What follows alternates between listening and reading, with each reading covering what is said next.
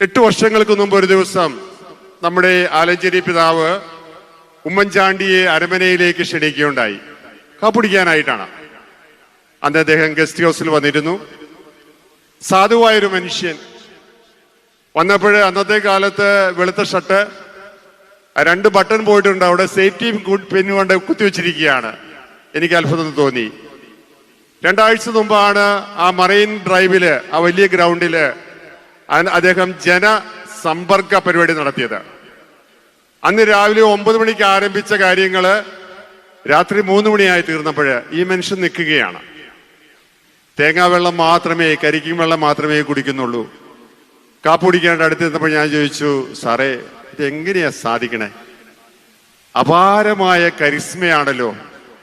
കാരണം ആളുകളെ സ്വീകരിക്കുന്നതില് എളിയ ദാസനായിട്ട് നിൽക്കുകയാണ്. അപേക്ഷകൾ മേടിച്ച് അത് വായിച്ചു നോക്കി അടുത്തിരിക്കുന്ന കളക്ടറിന്, അല്ലെങ്കിൽ തഹസീൽദാർക്ക്, അല്ലെങ്കിൽ വില്ലേജ് ഓഫീസർക്ക്, അല്ലെങ്കിൽ അവിടുത്തെ പിയൂണ് അദ്ദേഹം കുറിപ്പെഴുതി കൈമാറുകയാണ്.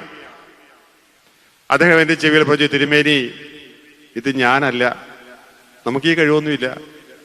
ഞാൻ സാധുവായ പുൽപ്പള്ളിയിലെ ഒരു മകനാണ്. തിരുമേനി ദൈവമാണിത് നടത്തുന്നത്. അത് അത്ഭുതകരമായൊരു കാര്യമായി എനിക്ക് തോന്നി കേട്ടോ.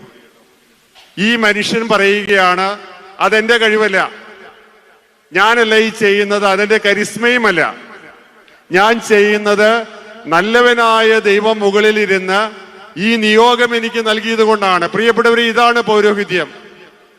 ഞാൻ ഈ അൾത്താരെ നിൽക്കുമ്പോൾ ഞാൻ ചിന്തിക്കാറുണ്ട്, എനിക്കെന്ത് യോഗ്യതയാണ് പട്ടം കൊടുക്കാനായിട്ട്?